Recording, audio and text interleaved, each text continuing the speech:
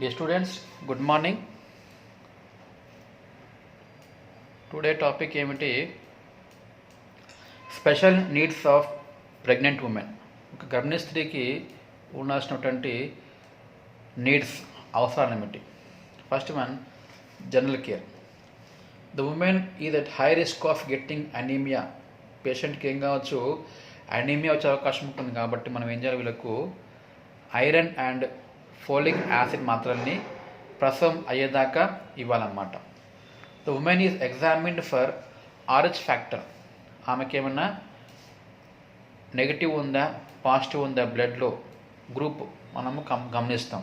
తర్వాత ఒకవేళ if she is having RH negative, ఆమె గ్రూప్ నెగిటివ్ అనుకుందాం, వాళ్ళకి ఏం చేయాలి, మనము యాంటీ-డి ఇమ్యునోగ్లోబులిన్ మందుని ఇస్తాం.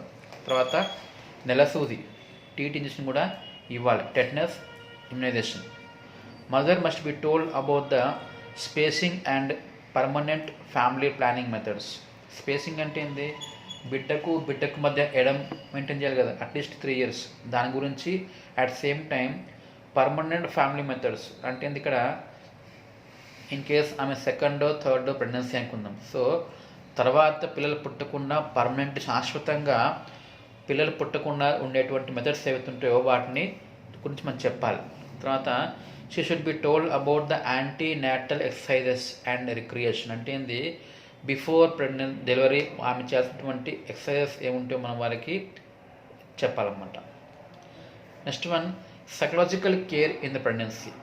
మానసికంగా వాళ్ళకి కొన్ని ప్రాబ్లమ్స్ ఉంటాయి, అవేంటి చూద్దాం. Feeling of anxiety is common in pregnancy. కాబట్టి మనం వాళ్ళకి సైకలాజికల్లీ ఏం చేస్తాం, మనము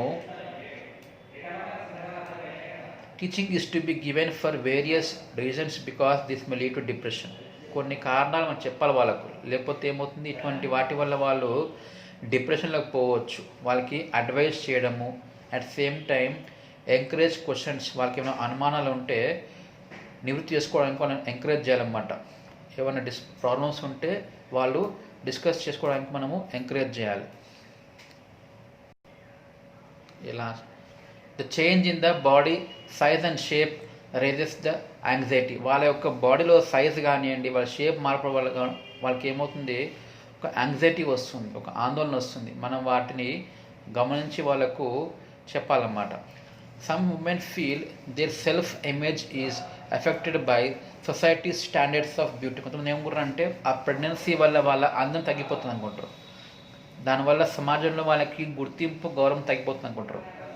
సో వాళ్ళకి మనము ప్రాపర్ టీచింగ్ ఇవ్వాలన్నమాట. ఎటువంటి మార్పులు వస్తే మనం వాళ్ళకి టీచింగ్ అనేది ఇవ్వడం అవసరం ఉంటుంది.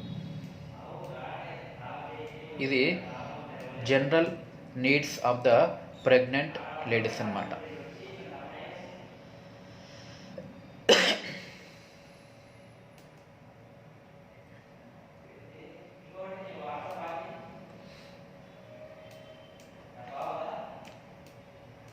Next question, what is fetal distress and maternal distress? Distress అంటే ఏంది? డిస్ట్రెస్ అంటే ఏదైనా ఎమర్జెన్సీ సిచ్యువేషన్ వచ్చి వారికి ప్రాణానికి హాని కలిగించే విధంగా సిచ్యువేషన్ వెళ్ళిపోవడం, చనిపోయేంత స్థితిలోకి వెళ్ళిపోవడం, దాన్ని ఏమంటాం మనము, డిస్ట్రెస్ అంటాం. ఇక్కడ ఏంది, ఫిటల్ డిస్ట్రెస్ అన్నాము, మెటర్నల్ అన్నాం. అంటే పిండంన ప్రాణహాని కావడము, తల్లికి ప్రాణహాని కావడము. అది ఎలా ఉంటుందో మనము చూద్దాం. Foetal distress, it is a term used to express the condition of foetus as result of intrauterine foetal hypoxia. Intrauterine foetal hypoxia అంటే ఏంది, గర్భాశయం లోపల హైపాక్సియా అంటే ఆక్సిజన్ లేకపోవడం వల్ల బేబీకి ఏమవుతుంది, ఇబ్బంది కావచ్చు. ఆ కండిషన్ని మనము చెప్పడాన్ని ఏమంటాం, మనము ఫీటల్ డిస్ట్రెస్ అంటాం. This should suspected by either FHR less than 120 or more than 160. ఇక్కడ ఏమైంది, FHR అంటాం, ఫిటల్ యొక్క హార్ట్ రేట్ అనేది 120 కన్నా తక్కువ ఉన్నా, 160 కన్నా ఎక్కువ ఉన్నా మనం దీనిని అనుమానించాలన్నమాట. ఏది, ఫీటల్ డిస్ట్రెస్ అన్నమాట. ఇటియాలజీ, కారణాలు ఏముంటే దీనికి, పిండములకు ఇటువంటి కారణం ఏముంటుంది అంటే, ఒకటేమో APH అంటాం, యాంటీపార్టమ్ హ్యామరేజ్. రెండవది ఆక్సిటోసిన్ డ్రిప్ టాక్సిసిటీ అంటాం. అంటే ఏంది, ఆక్సిటోసిన్ అనేది ఎక్కువైపోయింది మోతాదు. ఆమెకి ఇచ్చిన కదా oxytocin for the contraction of uterus, అదేమైంది మోతాదు ఎక్కువైపోయింది, దానివల్ల కావచ్చు. లేకపోతే ఇంకేంది, prolong labour, preeclampsia, cord prolapse and polyhydramnios. Prolong labour అంటే ఏంది, ప్రసవ ప్రక్రియ చాలాసేపు ఎక్కువైంది, చాలా లేట్గా అవుతుంది అన్నమాట. నొప్పులు వస్తూనే ఉన్నాయి కానీ ప్రసవం కావడం లేదు, very long time of labour. లేకపోతే ప్రీఎక్లాంప్సియా అంటే గుర్రపు వాతం ఉంటాం, విషవ్యాధి ఇది, దీనివల్ల కావచ్చు.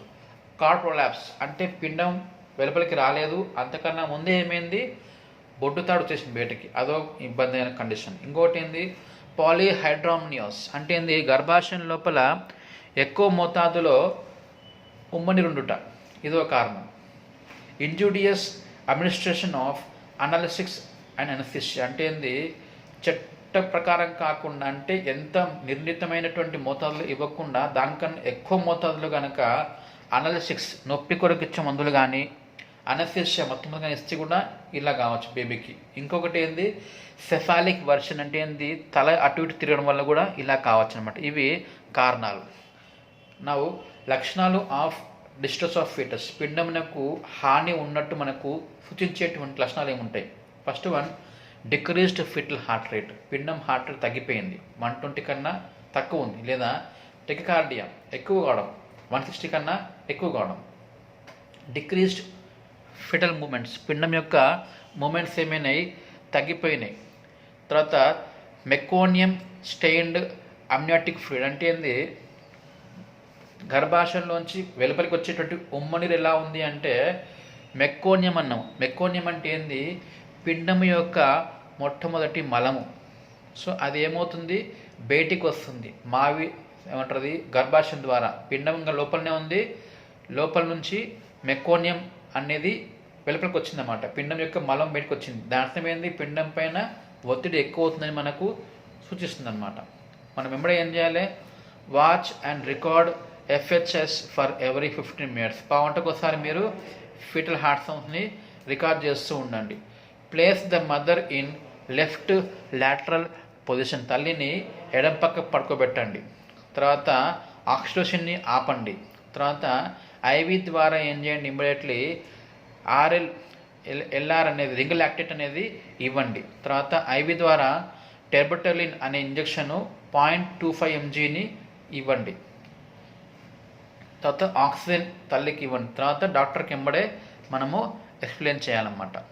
ఇది ఫిటల్ డిస్ట్రెస్. నెక్స్ట్ వన్ ఏంది,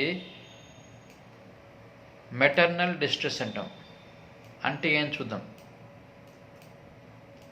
it is a state of circular inadequacy with poor tissue perfusion resulting in cellular hypoxia. తల్లికి ఏమైంది, సర్క్యులర్ ఇన్అడిక్వసీ అంటే ఏంది, రక్త ప్రసరణ సరిగ్గా లేదు.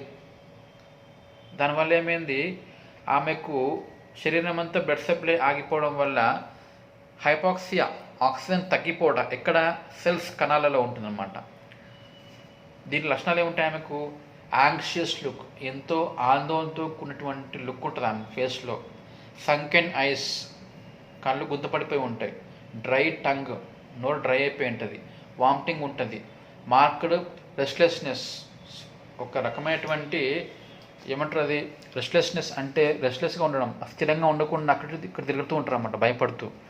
తర్వాత ఇంకేమవుతుంది, వాళ్ళ శ్వాసలో అసిటోన్ యొక్క ఆ వాసన వస్తూ ఉంటుంది అన్నమాట. We have acetone smell in the breath అన్నమాట.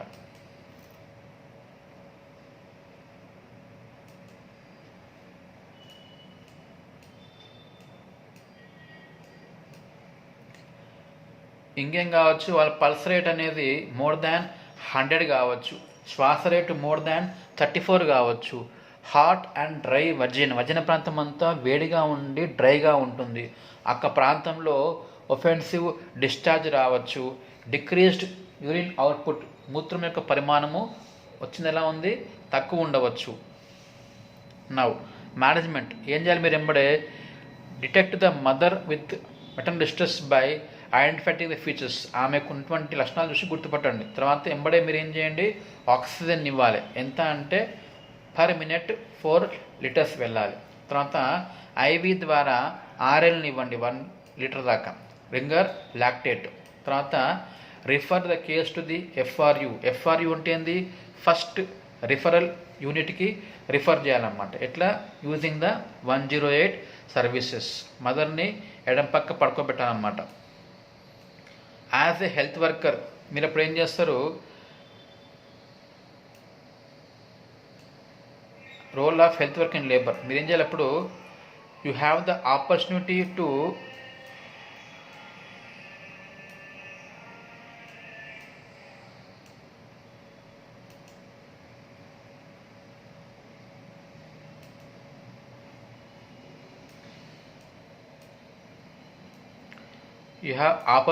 Deliver the baby especially in the village areas.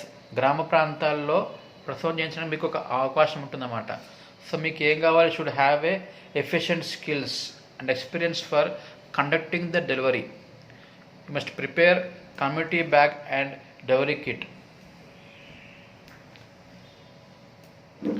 She must provide care from the antepartum to the post partum. ప్రసవం కన్నా ముందు నుంచి మొదలుకొని ప్రసవం అయ్యేదాకా కేర్ని ఇవ్వాలన్నమాట. తర్వాత she should have a good communication skills. పక్క వారితో, ముఖ్యంగా పేషెంట్స్ వారి యొక్క బంధువులతోటి సరైన రీతిలో కమ్యూనికేషన్ చేయడానికి నైపుణ్యం కలిగి ఉండాలి. She should encourage mother to gain confidence about the labour process. ప్రసవం గురించి, ప్రక్రియ గురించి వాళ్ళకి పూర్తిగా వివరణ ఇవ్వడం వల్ల వాళ్ళకి ఏమవుతుంది? దాని గురించి వాళ్ళకి పూర్తి అవగాహన వచ్చి మానసికంగా వాళ్ళు ప్రిపేర్ కావడానికి వీలవుతుంది. తర్వాత monitor for science of labour. ప్రసవం యొక్క లేబర్ యొక్క సైన్స్ మీరు గమనించాలి. తల్లిని శారీరకంగా, మానసికంగా మనము ప్రిపేర్ చేయాలి. తర్వాత స్కిన్ ప్రిపేర్ చేయాలి. అంటే ఏంది? ఆ ప్రాంతానంతా శుభ్రపరచడము, హెయిర్ తీసేయడము, ఐడిన్ ద్వారా తూడ్చేయడము, అవన్నీ చేయడం. తర్వాత ప్రసవాన్ని మనము గుర్తించాలి. ఎట్లా? Examination of abdomen. You have to check for the contractions of the abdomen. తర్వాత ఎగ్జామినేషన్ ఆఫ్ వజైనా కూడా చేయాలన్నమాట. తర్వాత after the examination of our abdomen and vagina మీరు ఏం చేయాలి? You have to make her admit in the hospital for delivery. తర్వాత mother యొక్క condition, పిండం కండిషన్ని అసెస్ చేయండి, హిస్టరీ తీసుకోండి. ఆమె యొక్క vital signs, BP, pulse, temperature అవన్నీ రికార్డ్ చేస్తూ ఉండండి. పిండం యొక్క heart సౌండ్స్ని every half an hour కొరకు గమనిస్తూ ఉండండి. తర్వాత ఆమె యొక్క పెరినియంని క్లీన్ చేయండి. తర్వాత take the delivery kit and progress of labour. ప్రసవం ప్రక్రియ ఎలా ఉంది మనము అంచనాని వేయాలన్నమాట. తర్వాత ఎపిషోటమీ గురించి ఒక ట్రేని అరేంజ్ చేయండి. తర్వాత పుట్టిన బేబీ యొక్క రిససిటేషన్ అంటే వారి యొక్క కేర్ గురించి మనము ఒక ట్రైన్ అరేంజ్ చేయాలన్నమాట. తర్వాత మదర్కి ముక్కడం ఎలా చేయాలంటే బేబీ యొక్క ప్రసవం కొరకు నొప్పులని ఎలా తీయాలో మనం వాళ్ళకి ఎక్స్ప్లెయిన్ చేయాలి. తర్వాత క్రిమిరహిత పద్ధతిలోనే ప్రసవ ప్రక్రియని మనము చేయించాలి. ఆఫ్టర్ డెలివరీ తల్లి యొక్క వైటల్స్ ఏవో చెక్ చేస్తాము. పుట్టబోయిన బిడ్డను ఎలా ఉన్నాడో ఎగ్జామిన్ చేసి వారికి ఏమన్నా జన్యుపరమైన లేదంటే పుట్టినప్పటి నుంచి ఏమైనా అంగవైకల్యం ఉండేదో ఎగ్జామిన్ చేసి రికార్డు చేయాలి. Next one, importance of 6 C's. 6 C'లు ఉంటాయి దీంట్లో, అవేమో చూద్దాం. To prevent the entry of infection to the mother and foetus. తల్లికి పిండంనకు ఎటువంటి ఇన్ఫెక్షన్ రాకుండా ఉండడానికి మనము 6 క్లీన్స్ని ఉపయోగిస్తాం. అవేవో చూద్దాం. First one, clean hands. చేతులు క్లీన్గా ఉండాలన్నమాట. The midwife must wash her hands before handling the patient for conducting delivery. మీరేం చేయాలి? As a midwife you have to wash your hands. Allow them to dry. వాటిని డ్రై చేయనియండి. Should not wipe with towel. కడుక్కున్న తర్వాత తుడిచేయడం చేయకూడదు, టవల్తో తుడడం చేయకూడదు. వాటిని అట్లే ఆరిపోయేటట్టు అలో చేయండి. తుడిస్తే మళ్ళీ టవల్ ద్వారా మళ్ళీ ఇన్ఫెక్షన్ వచ్చే అవకాశము ఉంటుంది. After drying the hands we should wear the gloves. ఆమె ఏం చేయాలి? గ్లౌజ్ని వేసుకోవాలి. అవి ఏం చేస్తావి? ఆమె నుంచి తల్లికి కానీ తల్లి నుంచి ఆమెకు కానీ హెచ్ఐవి లాంటివి, హెచ్బిఎస్ ఏజీ అంటే హెపటైటిస్ లాంటి వ్యాధులు రాకుండా మనము కాపాడుకోవచ్చు. తర్వాత clean surface area.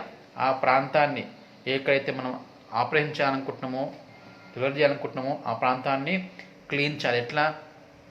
Clean with a rubber sheet. తర్వాత క్లీన్ బ్లేడ్.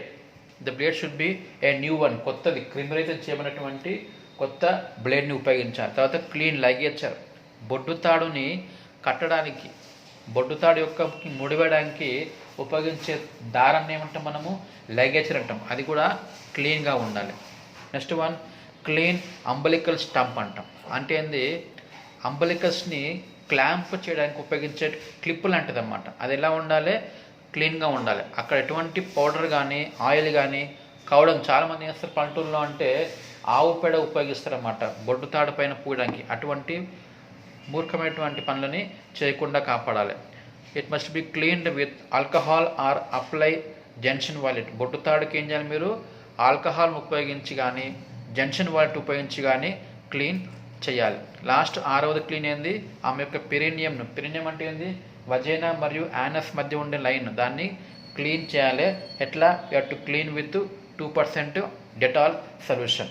ఇవి 6 C cleans of the mid wife.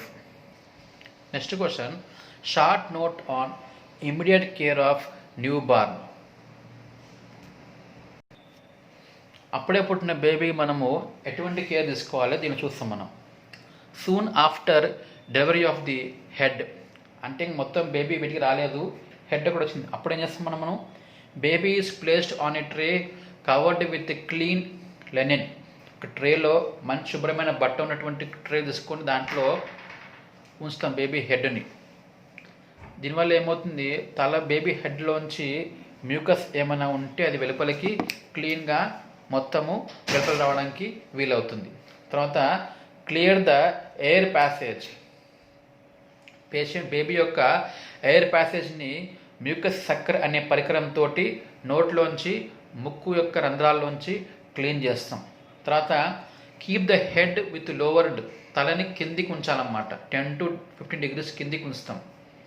Avoid holding the baby by ankles upside down. బేబీని యాంకిల్స్ దగ్గర ఏమంటారు, పాదం దగ్గర పట్టుకుంటారు, మెడమల దగ్గర పట్టుకొని ఉల్టా పట్టడం అది చేయకూడదు. అది మామూలుగా చూస్తుంటే మనం సినిమాలో అట్లా చేయకూడదు.